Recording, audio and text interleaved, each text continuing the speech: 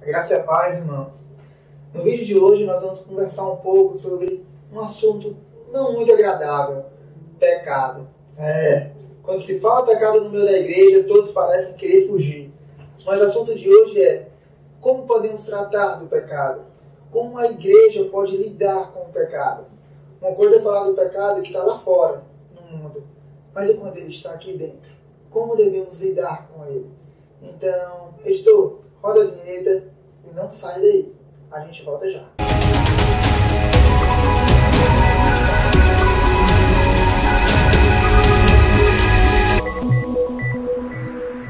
Lembrando, como a gente fez também no último vídeo, é importante fazer isso nesse vídeo de hoje. Abra sua Bíblia, meu irmão. Não vamos fazer esse vídeo, não quero que você assista esse vídeo sem estar com a sua palavra aberta. Abre a palavra, vamos conferir tudo dentro da palavra de Deus. Porque ela tem que ser a palavra final para o nosso entendimento correto sobre Cristo, sobre seus fundamentos, sobre a fé. E caso você ainda tenha dúvidas durante esse vídeo, procure conversar com o seu pastor. Ele pode te ajudar, ele pode te esclarecer certos aspectos que talvez eu não consiga. Então é sempre importante notarmos isso. Qual vai ser o seu conselheiro no meio desse vídeo? Vai ser o seu pastor, vai ser o Espírito Santo, vai ser a palavra de Deus.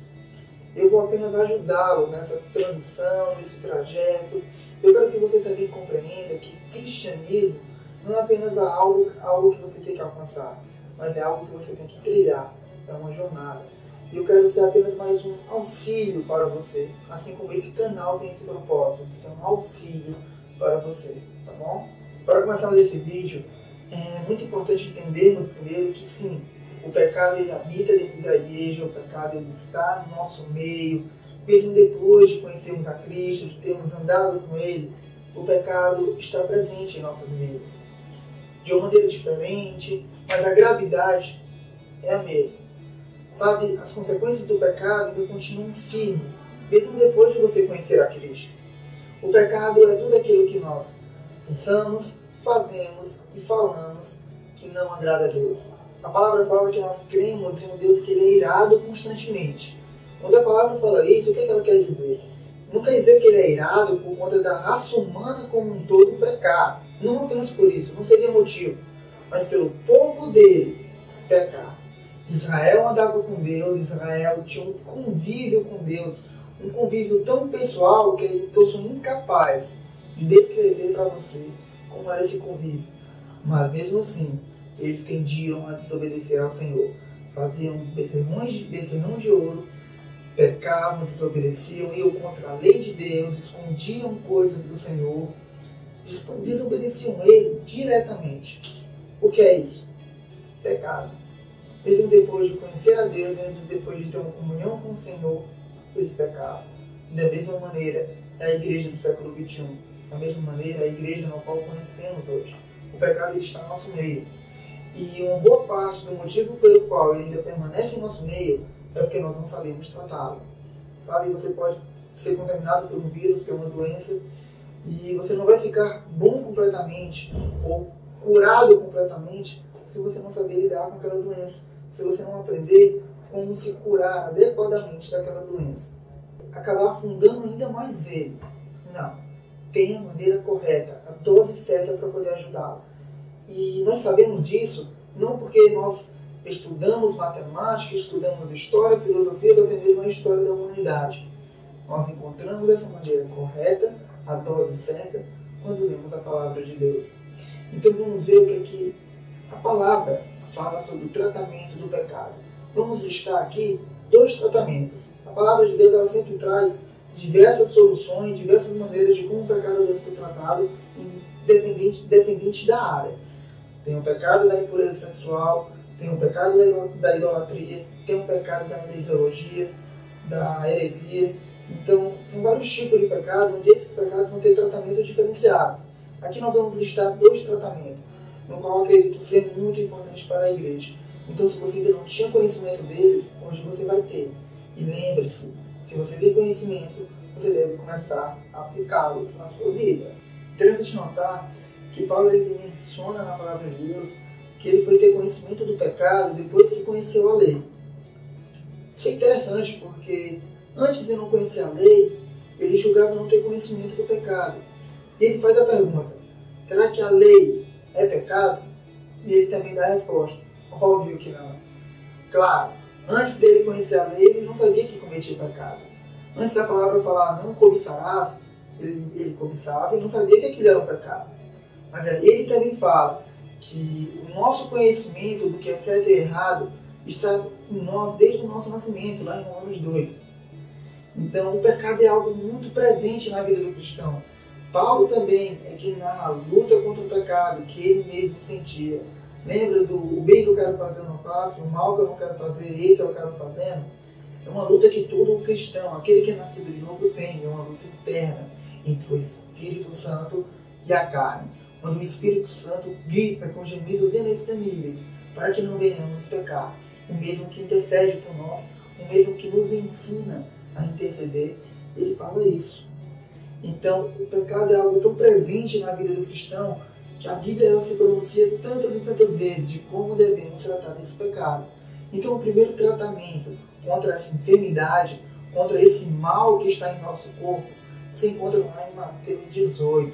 É importante que você abra a sua Bíblia em Mateus 18, a partir do versículo 15. Em Mateus 18, o procedimento que ele lista para nós é sobre o pecado individual. É quando aquele irmão peca contra você. A palavra fala em Mateus 18, versículo 15, que quando o irmão te aborrece ou ele faz alguma coisa contra você, você deve chegar nele em particular, individualmente, e conversar, esclarecer o que havia acontecido, corrigi-lo, instruí-lo dentro da palavra. Lembra que sempre você tem que ter amor para com o irmão. Não faça nada por vingança ou com ódio no coração. Se você age dessa maneira, é melhor que não faça. Então você fez isso na primeira instância, se você conseguiu fazer com que aquele irmão se arrependesse com o que ele havia feito, você ganhou o seu irmão. É isso que diz nos primeiros versos de Mateus 18, a partir do versículo 15. Logo depois ele fala: e se não der certo? E se você teve aquela primeira tentativa, mas mesmo assim o irmão não entendeu e continuou a fazer o pecado, cometeu um pecado tão grave que era contra você, continuando a te aborrecer, qual é a medida que você deve tomar? Você vai bater nele? Você vai falar mal dele pelas costas? Não, apesar de ser uma estratégia que nós usamos muito na casa de Deus.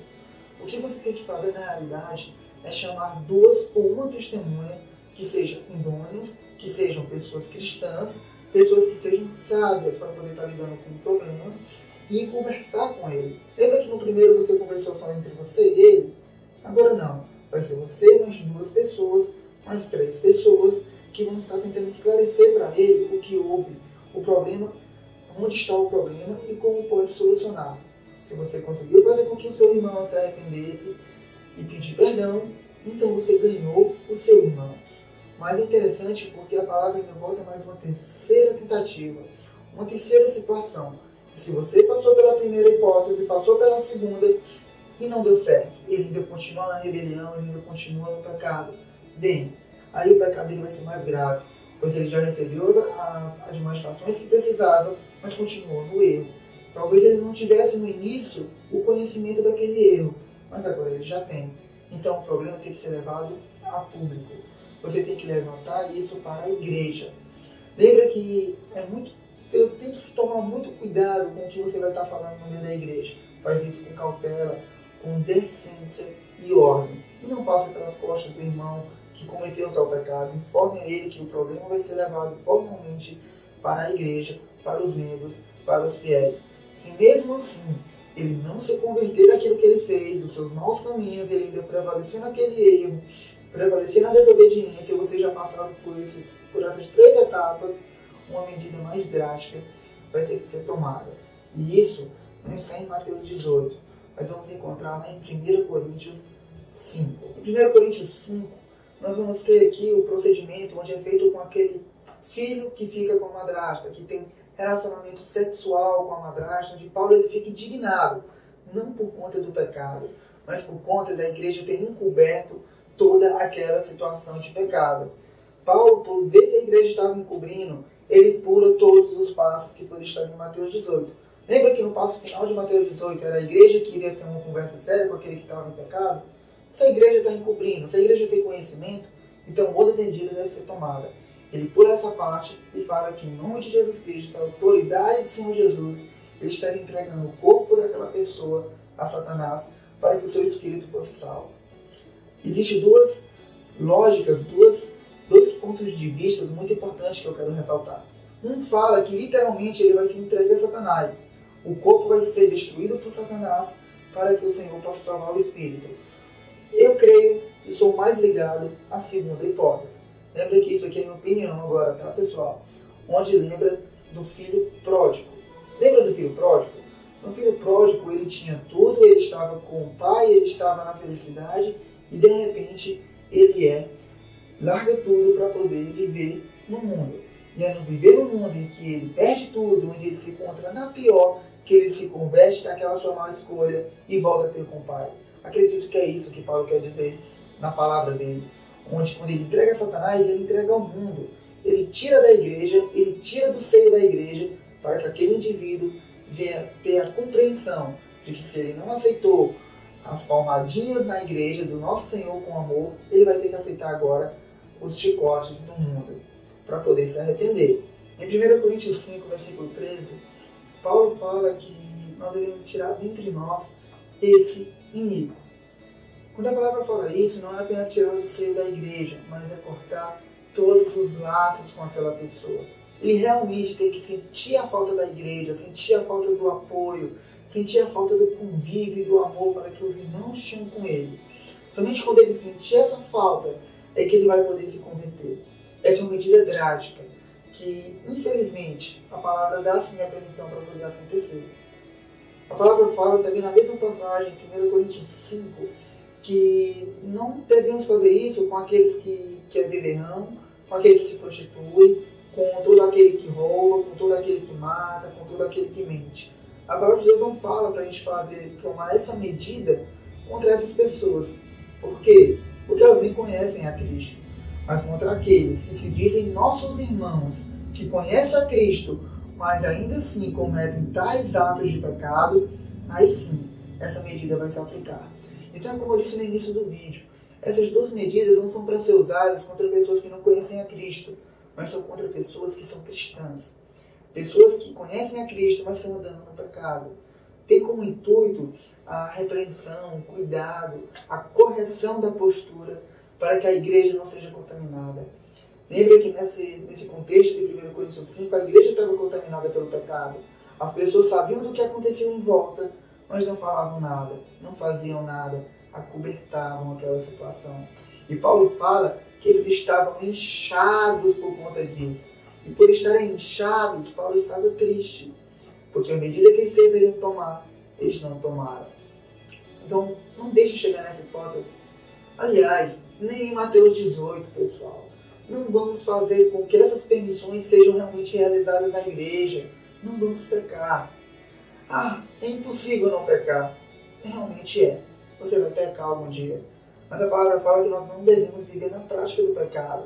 Se nós somos nova criatura, os nossos velhos hábitos já passaram, não podemos viver os mesmos vícios.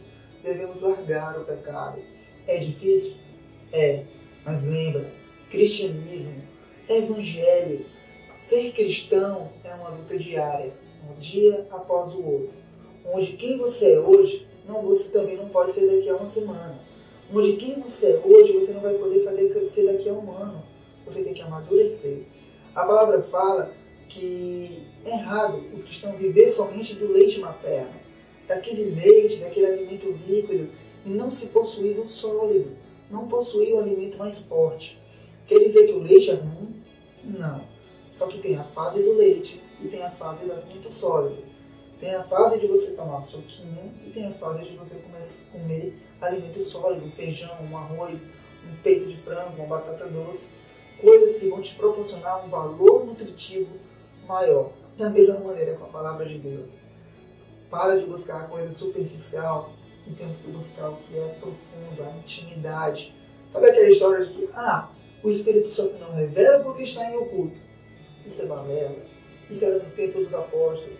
Hoje o Espírito Santo desceu, o Espírito Santo está em nosso meio. Então, o professor por excelência está pronto a nos ensinar. Não tem mais que ser oculto. Basta a gente buscar, procurar, pedir orientação e se aprofundar ainda mais na comunhão com o Senhor. o pecado ele vai ser estipado, ele vai diminuir, ele vai sumir com o passar do tempo da nossa existência. Isso não é uma luta que vai acontecer de um dia para o outro, não é um alvo a se conquistar tão rápido, é algo que nós temos que traçar. E lembra, aproveita essa caminhada, para de pensar apenas no alvo e aproveita a caminhada. Vai pegar o alvo, vai conquistar o prêmio, aquele que se preparar mais, aquele que tiver um maior preparo, um melhor preparo, algo de qualidade. Esse vai conseguir cumprir com o seu objetivo de conseguir o prêmio que é incorruptível. Então é isso aí, pessoal. Eu espero que esse vídeo tenha sido edificante, tenha te ajudado, te orientado, e que você possa ter entendido tudo que foi falado aqui. Se você gostou desse vídeo, curte o vídeo, se inscreve no canal, compartilha ele nas redes sociais, é muito importante, pessoal. E para quem está usando aparelho móvel, celular, smartphone, tablet, ativa aquele sininho de notificação quando você tem vídeo novo, para que você possa ficar inteirado de tudo que está acontecendo nesse canal. Olha, vai ter muitas novidades aqui para frente. Não perde, cara.